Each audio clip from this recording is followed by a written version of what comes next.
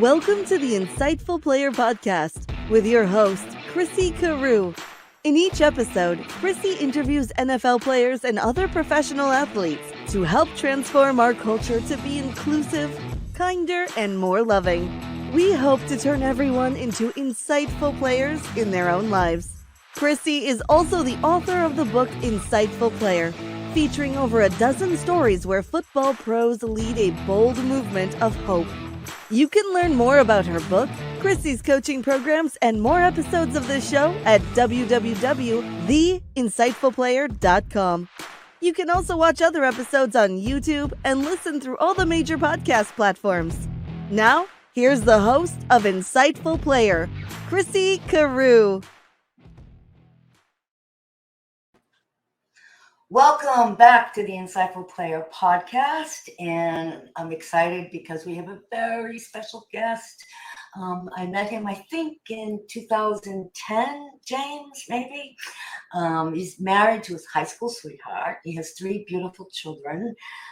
He played in the NFL for 12 long years, and he overcame a tremendous amount of injuries. And right now he speaks to soldiers and he speaks to vets.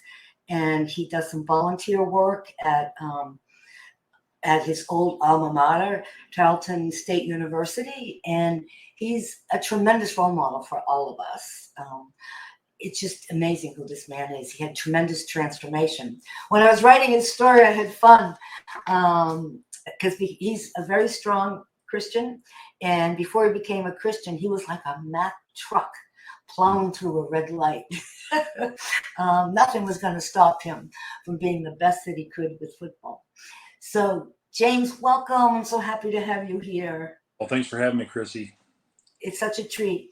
And you have come a long way from back when you were in high school, when you mentioned that you were obsessed with being a great football player, and you thought about it ever since you were 5 years old. Right. And you just, no matter what, you just plowed through and you drove your family crazy because you got into these pre-game modes, and if you lost the game, forget it. No one could talk to you. And you made a huge transition. And I'd love for you to tell that story to everyone. Yeah. So I was when I was 5, I told my dad that I was going to play in the NFL. And I got his attention, and from there it was all business. I had this really compulsive with competition about winning everything, and so much so that it became almost like the most important thing in my life, even more important than family, and which obviously that's not good. And so when I didn't win something, I would get very angry, and my family, I wasn't a fun person to be around. So my family, they kind of thought I was a little bit crazy, and but I still have a wonderful, loving family, and I would compete so hard that I'd injure myself quite a bit. So I had lots of injuries all through high school. It was just something that I was not willing to lose at any cost. I would do anything to win. And so it kind of took over my life. And once I came to know Christ, that changed everything. I realized that family was more important than sports and competition, and that there's a way to play the game, and you can still play physical, but still give God glory, and still be a gentleman on the field. I didn't know those things when I was playing before, so this competition really was. I guess you could say it was really bad for me to have that in my life. The way I rated it like the number one thing. So as a lot of people, like the Christian world, will tell you that it was my God. And so once I came to know Christ, I put that on the back burner. Still worked hard to compete because I still wanted to represent God and represent Christ really well, but I wanted to do it the right way. And so now my goal was to glorify God, and therefore my work ethic I should be set apart for my work ethic for Him, not because of me wanting to win so much. So that was made a big change in my life. And it's amazing. And there's a lot of kids out there that are following that same path where they feel like it's sports or music or whatever it is they push so hard at the expense of, the best of who they are. What can you say to them now? Because there's so many kids out there doing this. Right. I'd say get focused, and focus on the things that matter. Winning's a good thing. It's fun. But I think that the thing that we need to focus on are relationships. It was not good for me to when I lost to get mad and shout at people, and even to my older brother. If I lost something with him, he's 5.5, 6 years older than me. I would lose to him. I'd want to fight him. Well, that wouldn't good on our relationship. And he got to where he'd say, "Listen, I'd rather not play with you because I don't want to have to fight you today." And That's amazing. That just it kind of hurt me. It broke my heart because I did not realize that I was that bad. So I would say that they need to focus on the things that matter. Focus on your relationships. Focus on your work ethic. What kind of man or young lady are you building with the work ethic that you're producing? As you're training. So, and those are the things that I started focusing on. Is the role model that I was becoming. I focused on, am I somebody that's going to work hard all the time? Am I somebody of integrity? If I say, hey, I'm going to go out and take the field, and I'm going to the gym in place. Did I do that? That was I man of my word. Those are the kind of things that those things last. Those things make an impact. Whether you win or lose, down the road, people are going to forget. This game, any of the games that we play, they never love you back. Right. I can tell you from experience that when I was in high school and we were winning, I had 11 injuries from my high school. The game never really loved me back. It didn't treat me well, or else I wouldn't be so injured. So we can love the game or we can love the competition as much as we want, but it didn't have the capacity to love you back. So I would say invest in the things that are going to be able to invest back into you. For these young athletes, and that's the people around you. That's your coaches, your teammates, the people you play against. I've made great friends with people I played against just because I was a gentleman on the field. In between during the play, I played as hard as I could, and I was as physical as I could be. And then when the play's over, I'd lift them up. Hey, good job, man. Way to hustle. I'd pump them up that way. And but I think those things are what matters, not so much the winning and losing. Yeah, you're very good at lifting people up, for sure.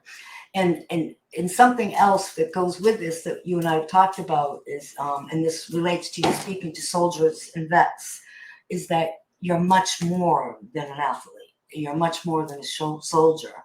It's, who else are you? And the other thing is you were smart enough to really ask yourself some really, really thought-provoking questions. Am I in integrity, right? Yeah. Is this the best of who I am? And those are great questions for kids to start asking themselves. Is this really all who I am? What do I want? Right. So, that I'd love for you to talk more about the identity piece too, because you're so much more than a professional ball player. Right. So I go and I speak to soldiers when I get an opportunity to. I know that their suicidal rate's really high, and even young children today. I mean, it's crazy the suicidal rate that's gone up because these kids they really don't understand who they are. They lose their sense of value really easily. Um, and what I like to do is, I'll ask them a question. It's like, tell me about yourself. Who are you? And a lot of people say, well, I'm a football player, or I'm a baseball player. I play basketball. And I said, well, that's what you do. That's what you like to do. But who are you? What's something that people cannot take away from you? Like one day you're gonna look around and see that you're not going to be able to put on those football pads anymore, and so that's going to be taken away. Well, what's to say of your life then when you can't play football anymore? So obviously we have to stop being, or we have to stop doing the thing that we love, and that's playing that game or playing sports. But we don't have to stop being, uh, a son or daughter, a brother, a sister, uh, a father, a mother, grandmother, grandfather. We don't have to stop being those things. That's actually who we are, right?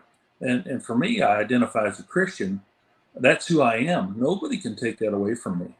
And so when football ends, or when you're a soldier and that ends, or when you're a baseball player and that ends, if you identify as a football player, you're going to feel uh, like you have no self-worth, like you have nothing more to give. Whereas I'm a Christian and football ends, well, life's just beginning, because there's a lot more that I have to give, that I have left to give in the Christian faith. As a father, I mean, I'll be a father till the day I die, because I have kids that are growing up, and they're always going to need me to invest in them. And then one day, hopefully, I'll be a grandfather. That's something I'm looking for. I've got two kids that are going to be getting married soon, so I'm looking forward to that day. So there's always something that you have left to give. You always have value left, and that's what I try to share with a lot of these young men and women that I get to speak to in youth groups. I share this with kids in youth groups all over wherever I go, because they need to understand that life is more than just what they do. Yeah. It's so true. I experienced that with my first business. I understand, I had my first client that hated my guts. Oh. And I felt like an empty shell, and it was very restless, so that was a wonderful learning experience to dive into, to figure out who am I, Right. It's tough when we have our identity caught up just in one area. When it goes away, then what? Right. So it's such a powerful lesson that you're teaching kids and soldiers and everyone you speak to. It's really valuable. And we're in a spiritual crisis. I'm a Christian also, and there are people out there watching us that aren't Christian, or they are. I think there are a lot of people that want to be on a spiritual path, but they're not really clear what the best path is for them. Or how to make their lives bigger than themselves. Do you have any ideas to share with them about that, James? Yeah. So, I mean, even if you're not a Christian, and for me, identifying as a Christian was huge in my identity. But if you're not a Christian, you're still, a son or daughter or brother or sister, or those things, and you don't have to be a Christian to be those things. And and that gives you value in life, because there's investments that need to go there. You're still a friend, right? So if you're a friend, you still want to invest in other friends. You still want to help them along the way. Uh, so there's lots of things left in life uh, that still give you value, whether you're a Christian or not a Christian. That's worth living for. That doesn't really matter where your faith is, uh, because they just need to know who they are. Yeah, and once they realize who they are, there's lots of value in your life. Um, with that being said, yeah.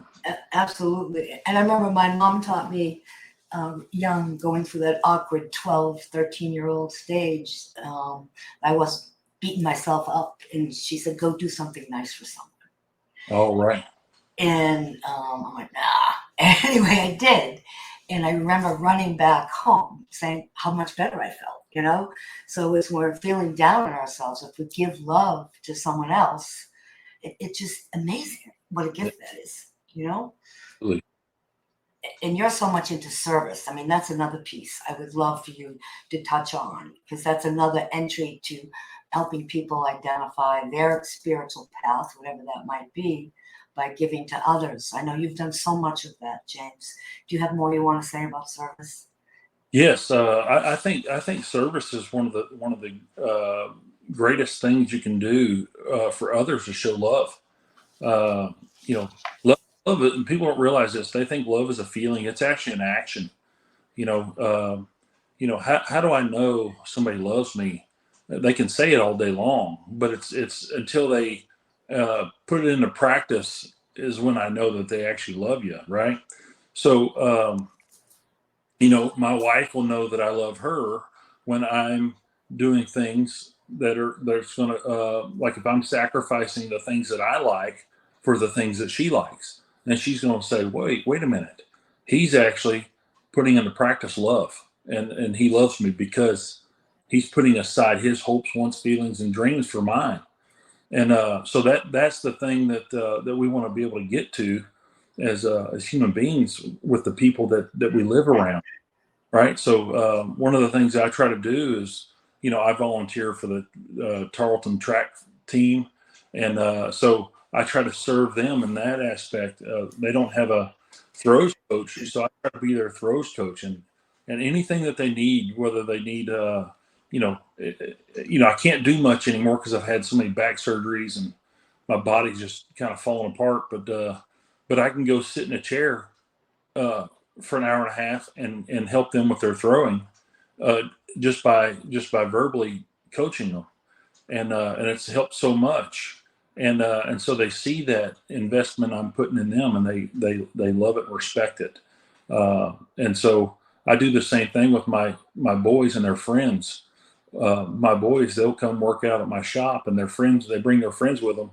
Well, I can go sit over there and coach those guys and teach them about performance training, and teach them how to gain muscle mass, and how to keep that muscle mass through proper diet and supplementation, the right type of supplementation. Uh, I don't believe in cheating, so we do the things the right way, and so we do those things. I teach these guys that, and then when I see them get better, it's really blessing. Not just a blessing for me because I'm able to help somebody, but it's a blessing for them as well, because they've been served in a way that they haven't been served before. Right? They may not be able to get that type of information from anybody. So those are the ways that I can help serve, because physically I almost can't. I can't go help somebody move anymore, or I can't go, change somebody's tire because I just physically can't do it anymore. But I can verbally coach some people and help them with their performance so they can excel in athletics. And so that's the way I find ways to serve, and I do the best I can at it. So I just try to love on people that way best I can. Yeah. I learned that expression from you, love on people, Yeah. back in 2010. And you take something where you have a talent and a passion, and that's how you serve. And that's what we can all do, is find something we're drawn to, right? Right. That would bring us joy if we're going to serve others. Right. And it makes a big difference. And it doesn't matter what it is, whatever, makes you really happy. And you get so much back from that, as you can say. And, that's spiritual, I think. Right. Just loving on people, as you would say. Yeah. And you did that at a very deep level. You were playing for the Jets during 9/11. Yes. And my gosh, you were right in the middle of everything. Can you share more about what that was like? Because I know you guys did a lot. Yeah, that was actually really, really, the whole thing was heartbreaking. It still almost seems like a dream to me, like a nightmare. I remember we played the Colts on Sunday, first opener. Played the Colts, and we were driving back, me and my wife and my two kids at the time, and we looked up the World Trade Centers, and I told my wife, I said, that'd be pretty cool to go up on top of those things right there. And Tuesday is our day off, and so as we're driving back, we were talking about going up there. Well, on Monday when we went in for our meetings, my elbow was hurting really bad. So Tuesday I wasn't able to go. We weren't able to go make that trip to the World Trade Center. Thank God. I had to stay for treatment. So as I went in for treatment, I hear the guys talking about these planes hitting this building. This plane hitting the building, and I'm like, what? And I was kind of blown away by it. And so as I went in to get treatment on my elbow, we see the other plane hit the building, and so it was really, we're really mind blown by that time. We're like, what in the world's going on here? So anyway, it was a crazy ordeal. Everybody was pulling their kids out of school, didn't know what was happening, didn't know for the outright attack or whatever. But anyway, long story short, some of the guys on the team had family in those buildings, friends, lots of friends. I know Vinny Testaverde and Wayne Corbett, those two guys in particular. We mourned with those guys. They were both heartbroken, and of course. And so we were heartbroken with them, and just as many people that died in that thing. It was a real tragedy. And the New York Jets were the first team in the NFL to decide that, hey, we're not going to Oakland to play the Raiders. It's a time to mourn. We need to stay here. Let Vinny and Wayne stay with their family and and help out. So and we decided that, and then Giants caught word of it, called some of our guys, and they said, well, hey, we're going to do the same. And it just kind of echoed on down through the NFL. And it was a decision they made all the players and all the teams that, hey, we're not going. We'll take a fine for it. And then the NFL decided they were going to cancel the games. Yeah. So, we ended up going down to Ground Zero and out all the rubble and just trying to help and serve that way. Oh, wow. We'd go and speak to the firemen and their families that lost, that lost loved ones. We'd go speak to them and we just, share our heart with them, because it was it definitely was a tragedy. It was sad. It should never have happened, but you got evil people in this world. And but I was amazed on how it brought everybody together, and the whole country kind of stood together. That part was amazing in itself, to see that. That was amazing, and we need that today. You know, there was so much that we came together with, and I don't know, what can we do to bring that unity and harmony back, inclusion, instead of all this fighting, bullying, and nonsense. Do you have any ideas about that? Well, I think that a lot of it, this is going to be tough for me to talk about because I don't, we need to be on the same page with the media. Mm-hmm. That's for sure. We can't have all the racial divide talk and things like that. That just was non-existent at that time. Nobody cared about race at that time. We didn't care. Black, white, brown didn't matter. Right. We loved, Party, Republican, Democrat, Independent, oh, none of that mattered. Man, woman, child. yeah, we didn't care. We just loved everybody, and we need to get back to it. I think that if we can get back to thinking, hey, this is America, and we need to stand as Americans. Right. That's the mindset. I think we've gotten away from that because it doesn't matter where you're from. If you're a United States citizen, you're an American, and we need to love each other as such. I think if we can get that mindset back, then I think we can all be joined together again. But it's tough because the political parties are divided big time. Oh, it's awful. It's awful. Yeah. It's really awful. And I think with the internet, it makes it worse. I mean, we've had tragedy and crisis in our country ever since it was formed and in the world. But with the internet, this hate is spread like wildfire. So I think our campaign is to do the opposite, to spread love, just like your message is love on people. Right. Because love is much stronger than hate. So everybody, I invite you to please share James's interview and listen to his words of wisdom, because we all need to do this together. We need to just pour more love into the world to make it more inclusive, kinder, and more loving.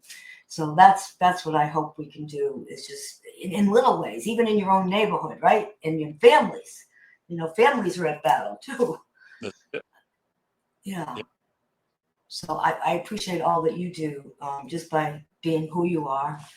And it's amazing how much love you hold in your heart and how much you've grown and what a positive influence you are on our society and in your general area and in a big way. You make your life much bigger than yours, and that's so admirable. We all need to do that, and do it in honor for the generations to come. Oh, there you're back. So I know you have a shout out to a friend that you admire, that you played with, Kevin, and I would love for you to share anything you want about your buddy who's doing such beautiful work in the world. Yeah. So my buddy Kevin Swain, he's absolutely a wonderful man. Him and his family. He's got a beautiful family. And he's a guy that when you talk about bringing people together, he's amazing, and he's that kind of guy, Chrissy. He can bring people together.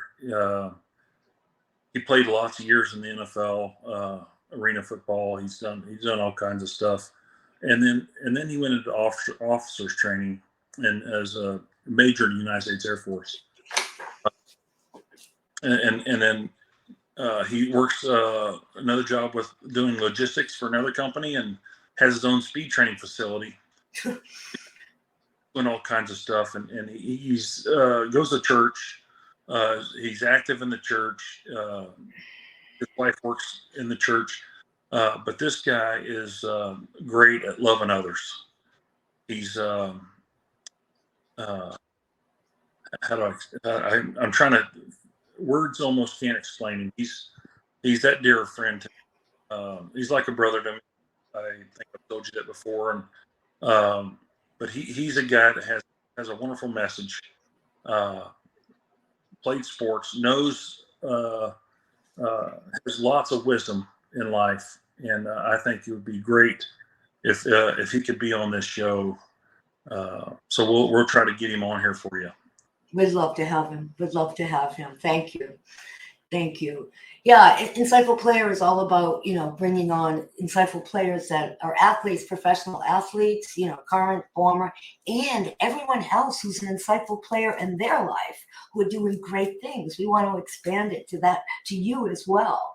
So if you know someone that has a really powerful message that wants to help transform our culture, to be more inclusive, kinder, more loving, reach out to us. We'd love to hear from you. Yep. Definitely. I'd like to just share some of your guiding principles before we end, but do you have any parting words before I do that? Excuse me. No, I think, I love in scripture, where, they asked Jesus, they said, what's the two greatest commandments? And he said, love the Lord your God with all your heart, mind, and soul. And then he said, love your neighbor as yourself. And with those two things, you can basically sum up everything just with those two things. And I often think about, obviously loving God is something that, we all try to do as believers. Loving your neighbor is sometimes a little tougher because sometimes we don't have the easiest neighbor to love on. But but how important is it to love on them anyway, right? So if we can do that, if we could love our neighbor, and our neighbor's really in scripture is anybody you come across. It's anybody you come across. So if we're doing that, we could do a lot of good in this in this world, a lot of good, and I think it could turn things around big time as far as uniting our country. And if we could think about doing that, just loving each other, loving our neighbor, well, that'd be a wonderful thing for everybody. I agree with you so much, and you have such a beautiful message. You're such a humble soul, that's giving so much to our world, and we appreciate it. And I'd like to conclude by James is in my book, Insightful Player, and at the end of each chapter, we have guiding principles, and he has a lot of great guiding principles. Let me read you a couple. One that he talked about: remember that sports will never love you back, but your family and friends will love you back, and God will never stop loving you. And never let obsession take over your life. Instead, use it as inspiration to achieve all your goals. And see the goodness in everyone. And that might be a really good thing, is just to look for the goodness in this next week. And that will look for, even for someone who's a grouch or drives you nuts, find this curl of goodness in them and just look at it and acknowledge it. Acknowledge it to that person. My gosh, you'll make their day and you'll certainly make yours. What do you think of that, James? I think that's awesome. Yeah. Yeah, and thank you. It'd make a world difference. It certainly will. So we're going to love on each other using James' wonderful expression. And really happy that you were here. And thank you for watching. Please share James' interview with as many people as you can. He has a really loving, powerful message for all of us to be the best that we can by loving on each other. So until next time, thanks for watching. Bye-bye. The entire Insightful Player podcast initiative is dedicated to the late Tom Constantino. Thank you for watching and listening to the Insightful Player podcast with your host, Chrissy Carew. Chrissy is also the author of the book Insightful Player, featuring over a dozen stories where football pros lead a bold movement of hope. You can learn more about her book, Chrissy's coaching programs, and more episodes of the show at www.chrissycarew.com. theinsightfulplayer.com. We hope to turn everyone into insightful players in their own lives. You can also watch other episodes on YouTube and listen through all the major podcast platforms. Thank you for your comments, reviews, and sharing the show with others.